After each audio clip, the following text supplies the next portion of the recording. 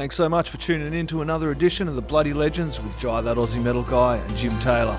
Make sure you're a bloody legend and hit that like and subscribe so you can keep up to date with all the great content from these bloody legends. G'day, how are you all going? It's time for another edition of the Bloody Legends with myself, Jai That Aussie Metal Guy, and my ever-reliable co-host, JB Taylor. We have tonight, wherever you are, special guest Mark Daly, who is on a US tour at the moment, supporting Mr. Big on their farewell tour at the moment. Released the single today, I Want to Be More, off of the Devil's Arms album, which is forthcoming. Mark, thank you so very much for joining me, my friend. How's it going? Thank you very much for having me on. No worries. Absolute pleasure. Awesome.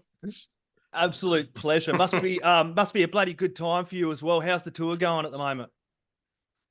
We're just over a week in now, and I've been loving every second of it. Just amazing. Yes, sir. You did start January 25th, I believe, at the Bell and Bear as well, which I actually did watch a little bit of footage of. That was absolutely unreal. It was killer. Yeah.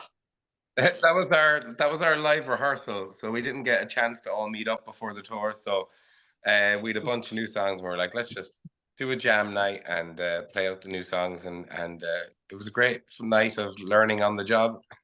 Awesome. Right. There we go. Yes, Jim. He's jumping in and out. Jim, there we go. I'm sorry.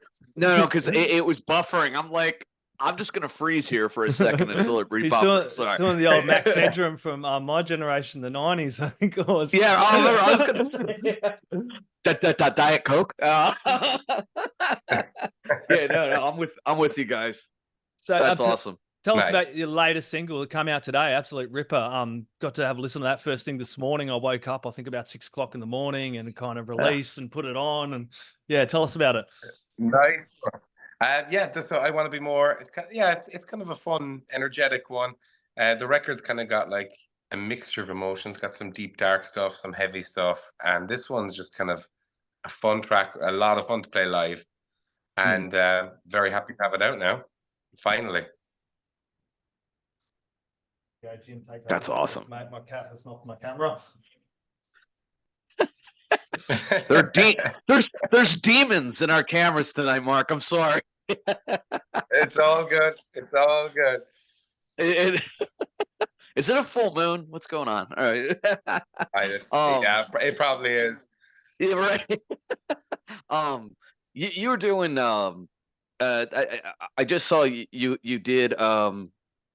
Kind of, you just had a recent post of like introducing your band and all of that. You guys have a really eclectic sound, and I mean, it's like to me, it's like there's a grit. There's this big grit in the sound, and so like who do you guys? I know that's so cliche to say like who do you listen to, but who inspired you? To sound like you are. It's kind of a wide.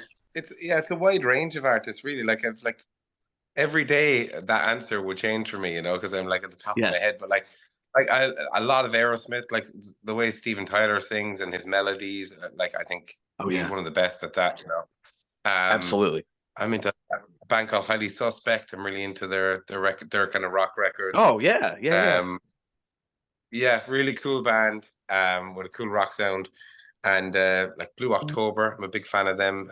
Great band. Lyrically as well. Lyrically, just really amazing to get stuck into their catalog. And then growing up, it was like Pink Floyd, ELO, Led Zeppelin, like, all the good stuff.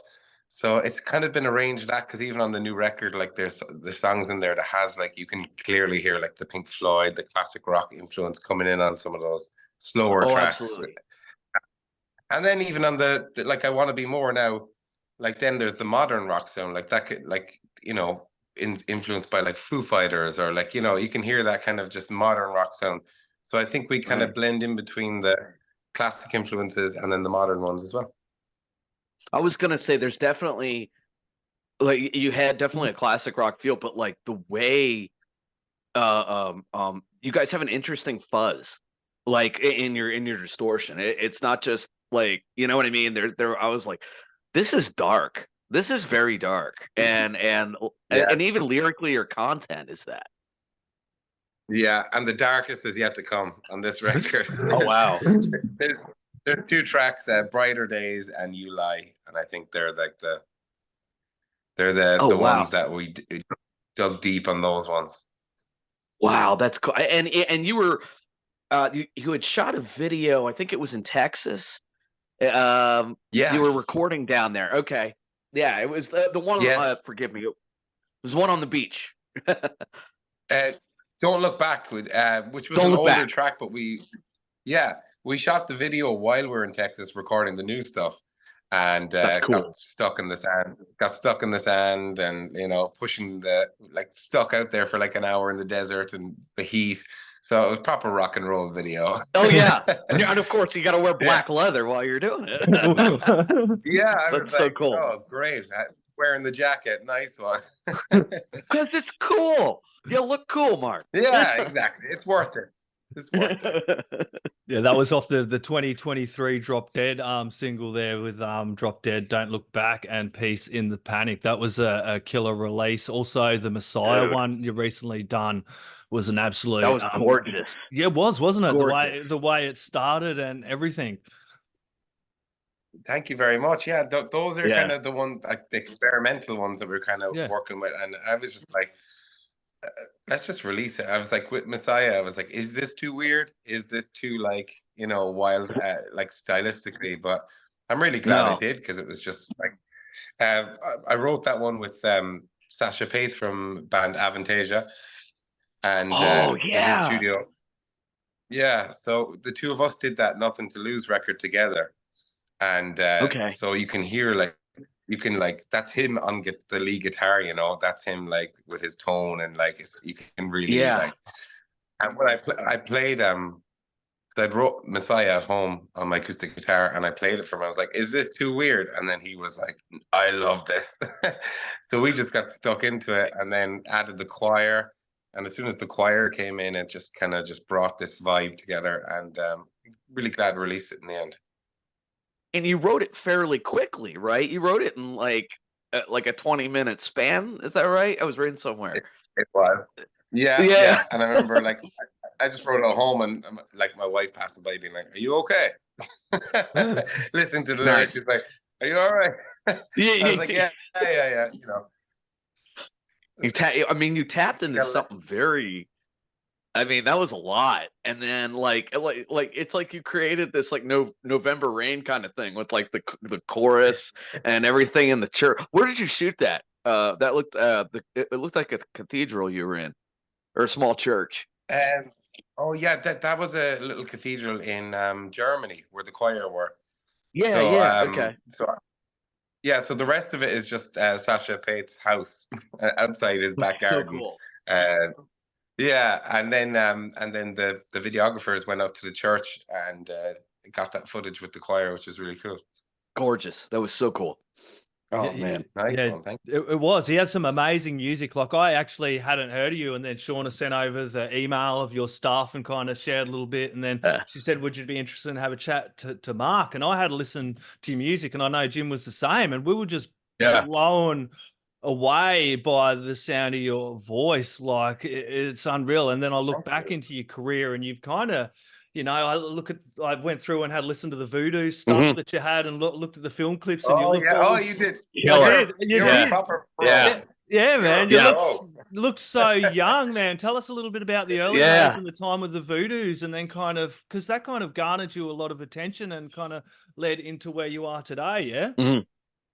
Yeah, that was the start of it, because I'm from Ireland, of course, but moved out to Spain.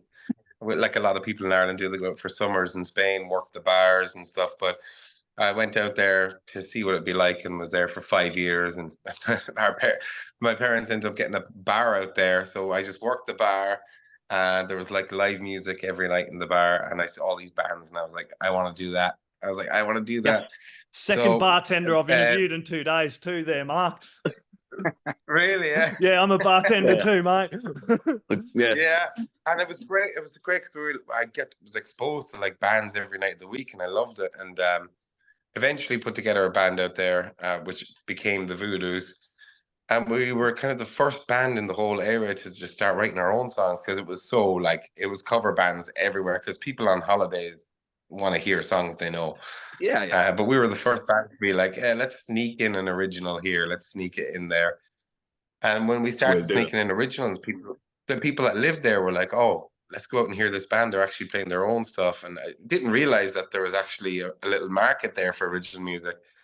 And we were playing a show in an Australian bar out there called the Bushwhacker.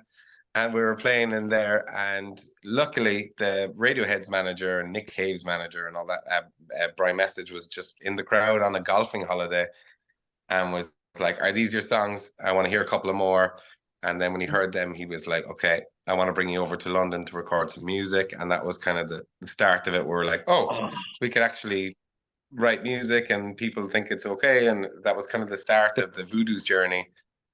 And we toured around a bit, and like we played all over Ireland for a long time, and did a little bit around Europe. And then we toured with Queensryche as well. That's where the Queensryche Jeff Tate connection came from. Where Jeff came in. Oh, that's so interesting. Yeah. Because like your connections are all over the map, which is great. Like, you know, Mr. Big, Queensryche. We have mutual friends. I actually sent you Candlebox. So Le Projet is a side project of me and my bro Lenny with Kevin Martin and Adam Curry and the guys from Candlebox. Yeah. And I was like, oh my God. Love those guys. Yeah, Island Styles, all those guys. Oh, it's awesome. Yeah, that's they're so all cool. Absolute gents. Yeah, Absolutely. Oh, we were so lucky to play some shows with them in the UK, and just have kept in contact with all the guys. They're just so friendly. They're just like proper music loving, hard-working musicians. So I love the Candlebox guys. Yeah. Well, and that's what's so great about you, man. You're just.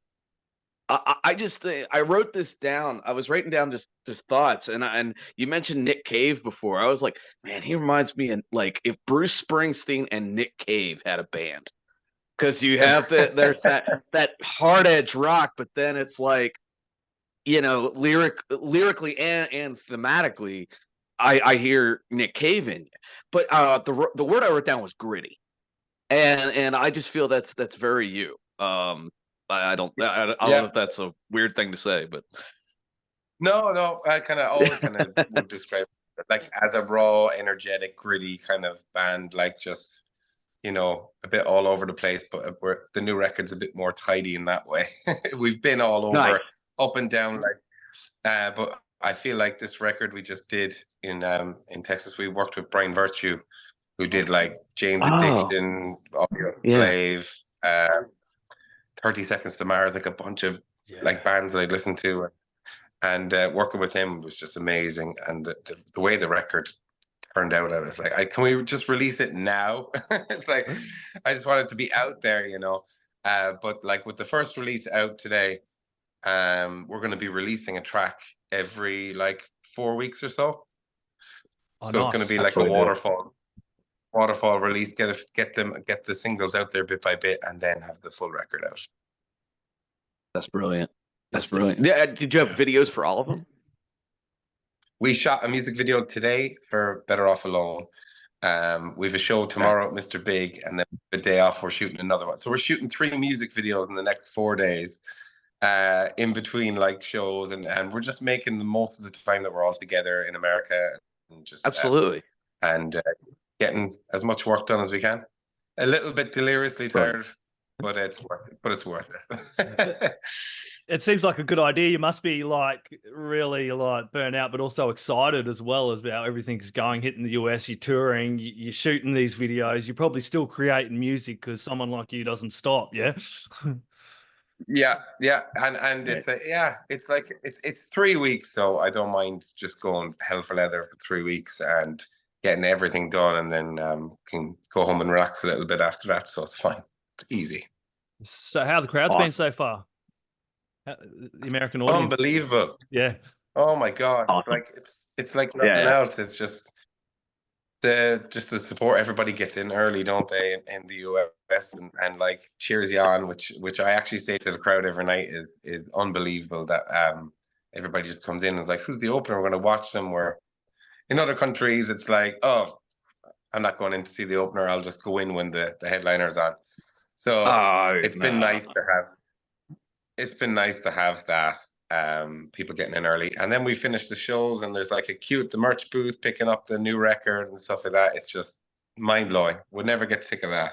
That's important that fans are going over and buying merch, and I do try and bring this up every time I do an interview, and I know it gets old, but having people come up and supporting you and buying merch and coming up to the merch stand and saying, "G'day, how you going, Mark?" It's a great experience, and it's support for the band as well, because basically you're releasing albums for free. Back in my generation, we'd go buy albums and listen to a whole lot. Now as an artist, you feel like I've got to make an album, release it, then hope everyone gives me support after. Whereas the model before was everyone to buy the album, So it's great that everyone is getting up to these merch stands, because like me, I'm a massive fan as well, and I do it every time. Hit a merch stand and buy loads of money. I'm not a drinker anymore, but fuck, so many black shirts, so many bloody albums and merch. It's not funny. Exactly.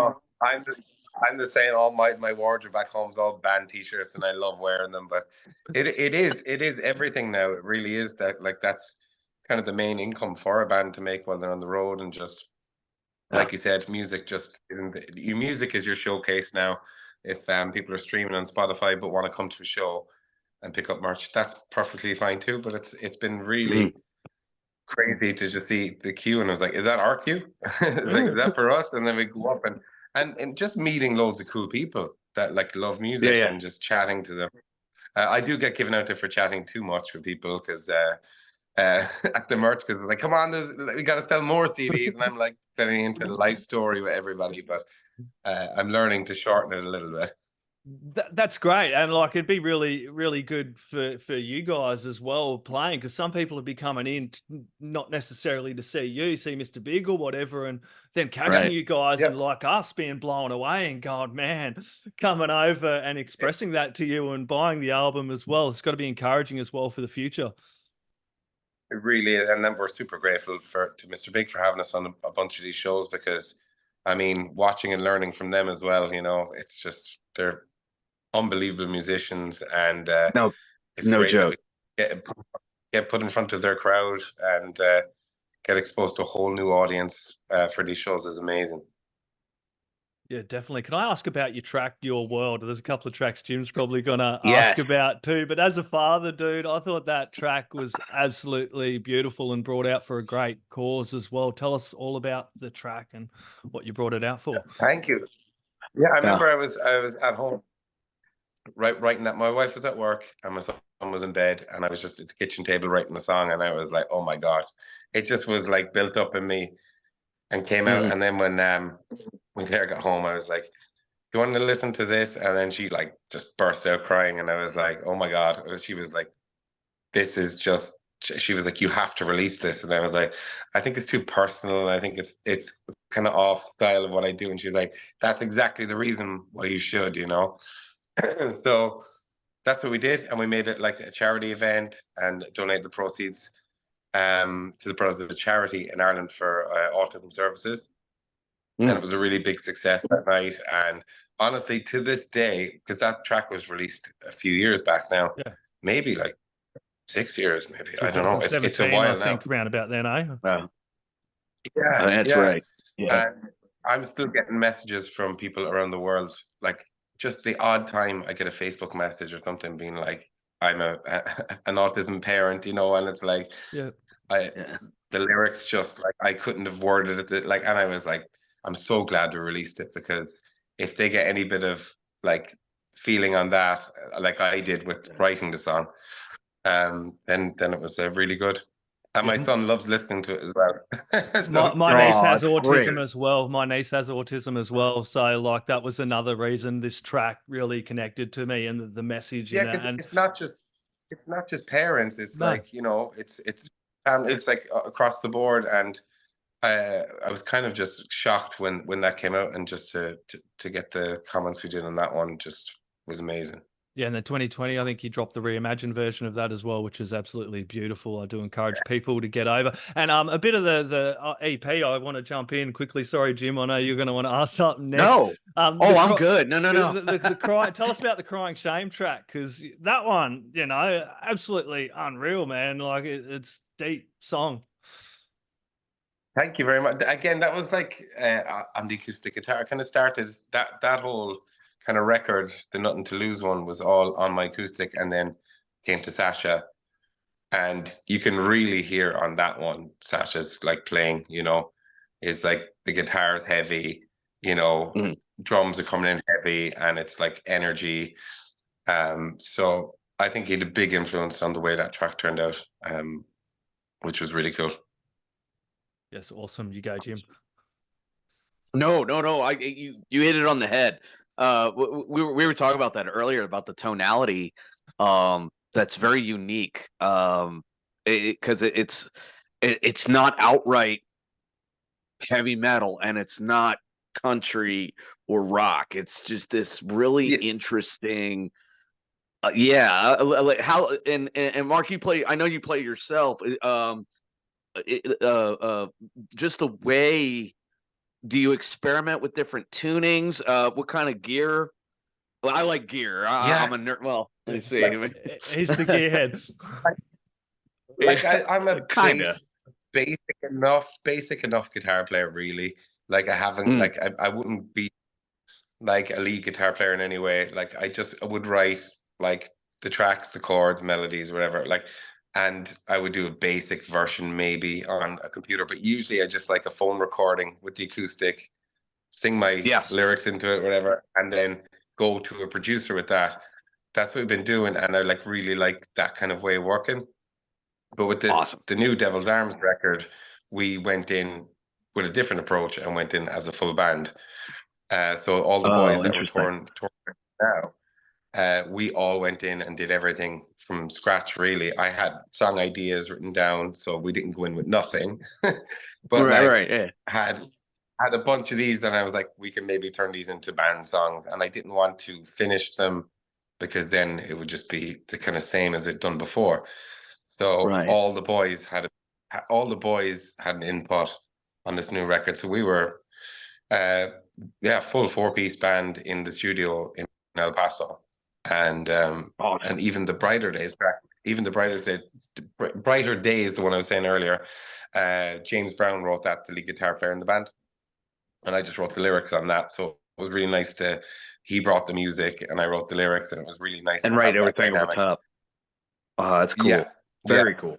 So this new record's just been different, but like something that I've wanted to do for years, to have that like band sound. And like we're all in a room together, and we're all coming up with ideas on the spot. And it was kind of it was a risk, because we were we weren't prepared like going in. But then I think that was the best part of it, is not being prepared, because it was natural and it was creative and it wasn't forced. So I think lightning in a bottle. The record sound. Yeah, it's just it sounds now exactly how it was supposed to sound, rather than being like, let's force ourselves through this track to just get the job done, you know. Yeah. Perfect. Yeah, awesome. So with you doing this Mr. Big tour, are you guys looking at like coming back, because you're doing so well over in the US? I suppose it's something you'd be looking at doing once you drop the album, or going back, or what's your plans with the album and touring going forward? Yeah, so we've all these videos shot, and we've got like a bunch ready lined up for all the singles. These next few dates with Mr. Big, we've got a couple of headline shows as well, which just blows my mind that we have some headline shows here in the US. It's cool. We did one in Columbus last week, and I was like, is there actually anyone going to show? Like we didn't know what was going to happen, and luckily we had a great turnout, and like people came out and supported us, and that was a real like weird moment, just being like, this is our own show. Like, so it was really encouraging, and a really nice feeling. So we have another one coming up in West Point, New York, and then we finish off the tour in Marysville, Ohio, and then fly home after that. Yeah, Eisenhower Hall, West Point, February 8th. February 10th is Leon's Garage. Looking right here. Marysville, yeah. And you got a show tomorrow as well. Geez, thanks for joining us as well. You got a show tomorrow night, haven't you, as well, with Mr. Big? Yes, tomorrow night in New Jersey. Wow. Oh, wow. Okay. Yeah, I'm looking at it too. And I'm in Central PA. I missed you in Pittsburgh. You were just in Pittsburgh as well. Yeah. We were that was a great show. That was Jurgles. And that was we actually played there twice before with Jeff Tate. So it was our third time back at the same venue. And it was just great. It felt, and it was like knowing the locals that come out to the shows and just getting that extra bit of support on the night was amazing. That's awesome. That's absolutely unreal. Look, Mark, we're going to let you get some rest, I think, unless Jim had anything else to add. No, absolutely. No. We'll probably try and get a chat with you once the album drops. This has been an absolute pleasure to find out more about you, your career, and your music. Yeah. Do you have any last words, shout-outs? Thank you so much. Thank yous. Just thank you so much, guys, for having me on. And all our stuff is markdalyofficial.com, and we're putting all our tour shenanigans and stories and madness on Instagram. So it's Mark Daly Music on that. And they've been a lot of fun to watch. Everybody grab some Mark Daly, put it in the stereos, crank it up really loud. The neighbours are bloody going to want to hear it. Cheers. Thank you so much, guys. Cheers, mate. Thank you. Thank you, sir. Oi, you're tuned in to Jai That Aussie Metal Guy, so make sure to hit that like and subscribe button so you don't miss any of his sick content. And remember, stay brutal, you legend.